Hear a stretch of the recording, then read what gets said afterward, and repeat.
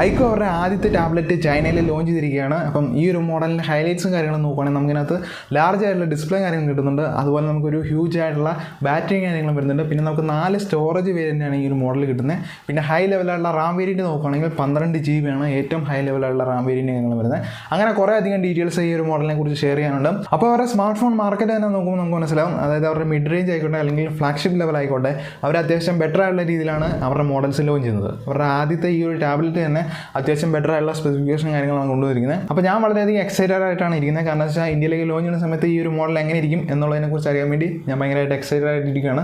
അപ്പം നിങ്ങളുടെ അഭിപ്രായങ്ങൾ ജസ്റ്റ് കമൻറ്റായിട്ട് അറിയിക്കുക വീഡിയോ കണ്ട ശേഷം മാത്രം. അപ്പോൾ നമ്മൾ ആദ്യം ഇതിൻ്റെ സ്റ്റോറേജും കാര്യങ്ങളും നോക്കുകയാണെങ്കിൽ നിങ്ങൾക്ക് ഇപ്പോൾ സ്ക്രീനിൽ കാണാൻ പറ്റും. ഈ ഒരു രീതിയിലായിരിക്കും ഇതിൻ്റെ സ്റ്റോറേജ് വേരിയൻറ്റും കാര്യങ്ങൾ വരുന്നത്. അതുപോലെ പ്രൈസും ഈ ഒരു രീതിയിലായിരിക്കും വരുന്നത്. അപ്പം ചൈനയിൽ ലോഞ്ച് ചെയ്തിരിക്കുന്നതുകൊണ്ട് അവരുടെ ആ ഒരു പ്രൈസ് ഇന്ത്യയിലേക്ക് കൺവേർട്ട് ചെയ്യുമ്പോഴുള്ള ആ ഒരു പ്രൈസാണ് ഞാനിവിടെ കാണിച്ചിരിക്കുന്നത്. അപ്പോൾ ഇതുപോലെ തന്നെ ആവണമെന്ന് ഒരു നിർബന്ധമില്ല. ചിലപ്പം പ്രൈസ് അവർ കൂട്ടി ലോഞ്ച് ചെയ്യാൻ ചാൻസ് ഉണ്ട്. അപ്പോൾ എന്തായാലും ഈ ഒരു രീതിയിലായിരിക്കും ഏകദേശം വരാൻ പോകുന്നതെന്നുള്ളതാണ് ഇപ്പോൾ അറിഞ്ഞിരിക്കുന്നത്. നമുക്കിനകത്ത് ഡ്യുവൽ ക്യാമറ സിസ്റ്റമാണ് കൊണ്ടുവന്നിരിക്കുന്നത്. 30 MP ഡ്യുവൽ ക്യാമറ സിസ്റ്റമാണ് കൊണ്ടുവന്നിരിക്കുന്നത്. അതുപോലെ നമുക്ക് 8 MP സെൽഫി ക്യാമറ സിസ്റ്റമാണ് വരുന്നത്.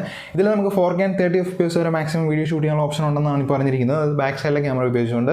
ഫ്രണ്ടിലെ ക്യാമറ ഉപയോഗിച്ചുകൊണ്ട് നമുക്ക് 1080p 60 FPS വരെ വീഡിയോ ഷൂട്ട് ചെയ്യാൻ പറ്റും എന്നുള്ളതാണ് അറിഞ്ഞിരിക്കുന്നത്. ഞാൻ പറഞ്ഞ പോലെ നമുക്കിനകത്ത് 10,000 mAh ബാറ്ററിയാണ് വരുന്നത്. അതൊരു ഹ്യൂജ് എമൗണ്ട് ആയിട്ടുള്ള ബാറ്ററിയാണ്. അതുപോലെ ഇത് നമുക്ക് ചാർജ് ചെയ്യാനായിട്ട് നമുക്ക് 44 വാട്ടിന് ഫാസ്റ്റ് ചാർജിങ് കാര്യങ്ങളും സപ്പോർട്ട് ആയിട്ടുണ്ട്. പിന്നെ നമുക്ക് ഇതിൽ വന്നിരിക്കുന്ന ചിപ്സെറ്റ് എന്ന് പറയുന്നത് മീഡിയാടെക്കിൻ്റെ ചിപ്സെറ്റാണ്. അതായത് മീഡിയാടെക് ഡിമെൻസിറ്റി 9000+ എന്ന് പറയുന്ന ചിപ്സെറ്റാണ് കൊടുത്തിരിക്കുന്നത്. ഒരു പവർഫുൾ ആയിട്ടുള്ള ചിപ്സെറ്റ് തന്നെയാണ് ഈ ഒരു മോഡൽ എന്ന് പറയുന്നത്. അപ്പോൾ നിങ്ങൾക്ക് ഒരു സ്മൂത്ത് ആയിട്ടുള്ള ഗെയിമിംഗ് എക്സ്പീരിയൻസും കാര്യങ്ങളും ഈ ഒരു ടാബ്ലറ്റിൽ നിന്ന് കിട്ടുന്നതായിരിക്കും. കാരണം വെച്ചാൽ നല്ലൊരു ബാറ്ററി കാര്യങ്ങളും വരുന്നുണ്ട്. പിന്നെ നല്ലൊരു പവർഫുൾ ആയിട്ടുള്ള ചിപ്സെറ്റാണ് വരുന്നത്. അതുപോലെ നമുക്ക് ഈ ഒരു മോഡലിൽ 8 GB റാമും പിന്നെ 12 GB റാമുമാണ് റാം വേരിയൻസ് വരുന്നത്. 6 GB റാം വേരിയൻസ് ഇവിടെ മെൻഷൻ ചെയ്തിട്ടില്ല.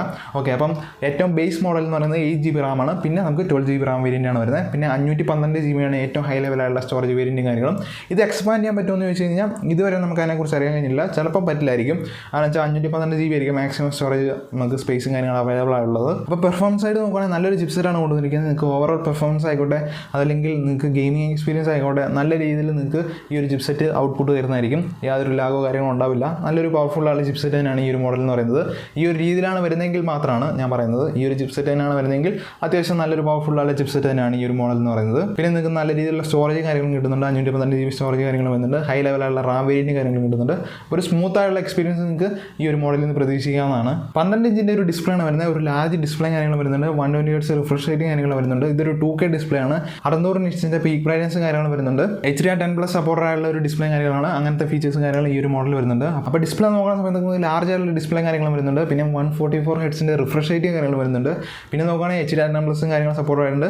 അപ്പോൾ മീഡിയ കൺസപ്ഷനൊക്കെ ആയിട്ട് നല്ല രീതിയിൽ നിങ്ങൾക്ക് ഈ ഒരു ഡിസ്പ്ലേ കാര്യങ്ങൾ യൂസ്ഫുൾ ആവുന്നതായിരിക്കും. പിന്നെ എഡിറ്റിംഗ് അങ്ങനത്തെ കാര്യങ്ങളായിക്കോട്ടെ നിങ്ങൾക്ക് നല്ല രീതിയിൽ എക്സ്പീരിയൻസ് ചെയ്യാൻ പറ്റുന്ന ഒരു ഡിസ്പ്ലേ കാര്യങ്ങളാണ് ഇതിൽ കൊണ്ടുവന്നിരിക്കുന്നത്. 6.59 mm തിക്നെസ് ആണ് വരുന്നത്. അതുപോലെ 585 ഗ്രാമാണ് ടോട്ടൽ വെയിറ്റും കാര്യങ്ങളും വരുന്നത്. ഒരു അലുമിനിയം ബേസ്ഡ് ആയിട്ടുള്ള ബോഡി ആയിരിക്കും എന്നുള്ളതാണ് ഇപ്പോൾ പറഞ്ഞിരിക്കുന്നത്. ഫ്രെയിമും കാര്യങ്ങളും അലുമിനിയം ആയിരിക്കും. അപ്പോൾ ആ രീതിയിലാണ് അതിൻ്റെ ഡിസൈനും കാര്യങ്ങൾ പോകുന്നത്. Out of the box Android 13 പിന്നെ ഒറിജിനോയ്സ് 3 എന്ന് പറയുന്ന സ്കിന്നും കാര്യങ്ങളായിരിക്കും ഈ ഒരു മോഡൽ വരാൻ പോകുന്നത്. അപ്പോൾ സോഫ്റ്റ്വെയർ ലേറ്റസ്റ്റ് ആയിട്ടുള്ള സോഫ്റ്റ്വെയറും കാര്യങ്ങളും കിട്ടുന്നുണ്ട്. ലേറ്റസ്റ്റ് ആയിട്ടുള്ള കണക്ടിവിറ്റിയും കാര്യങ്ങളും വരുന്നുണ്ട്. NFC കാര്യങ്ങൾ വരുന്നുണ്ട്. Bluetooth 5.3 കാര്യങ്ങൾ വരുന്നുണ്ട്. Type-C പോർട്ടും കാര്യങ്ങളും വരുന്നുണ്ട്. പിന്നെ നമുക്ക് സ്റ്റീരിയോ സ്പീക്കർ സിസ്റ്റം ആയിരിക്കും ഈ ഒരു മോഡൽ വരുന്നതെന്നും പറഞ്ഞിട്ടുണ്ട്. അപ്പോൾ കണക്ടിവിറ്റിയും മീഡിയസും കാര്യങ്ങളും നോക്കുകയാണെങ്കിൽ ഒരു ഡീസൻ്റ് ആയിട്ടുള്ള രീതിയിലാണ് അവർ കൊണ്ടുവന്നിരിക്കുന്നത്. അപ്പോൾ നമുക്ക് അറിയാൻ കഴിയാത്ത കാര്യങ്ങളും കൂടെ ഞാൻ പറഞ്ഞു പോകാം. അതായത് നമുക്ക് ഈ ഒരു മോഡൽ 5G ആയിരിക്കും ഇന്ത്യയിൽ 5G സപ്പോർട്ട് ആവുമോ എന്നുള്ളതിനെക്കുറിച്ച് നമുക്ക് ഇതുവരെ അറിയാൻ കഴിഞ്ഞിട്ടില്ല. അപ്പം ഈ ഒരു രീതിയിലാണ് ഇതിൻ്റെ ഡീറ്റെയിൽസും കാര്യങ്ങളും പോകുന്നത്. അപ്പോൾ എൻ്റെ ഒരു അഭിപ്രായം പറയുകയാണെങ്കിൽ ഈ ഒരു രീതിയിലാണ് ഇതിൻ്റെ സ്പെക്കും കാര്യങ്ങളും വരുന്നതെങ്കിൽ ഒരു മാസ്റ്റർ പീസ് ആയിട്ടുള്ള ഒരു മോഡൽ തന്നെയാണിത്. നല്ലൊരു പവർഫുൾ ആയിട്ടുള്ള ചിപ്സെറ്റ് കിട്ടുന്നുണ്ട്. ഒരു ലാർജ് എമൗണ്ട് ആയിട്ടുള്ള ബാറ്ററിയും കാര്യങ്ങളും വരുന്നുണ്ട്. ഒരു ഹ്യൂജ് ആയിട്ടുള്ള ഡിസ്പ്ലേ കാര്യങ്ങളും വരുന്നുണ്ട്. ലേറ്റസ്റ്റ് ആയിട്ടുള്ള സോഫ്റ്റ്വെയർസും കാര്യങ്ങളും വരുന്നുണ്ട്.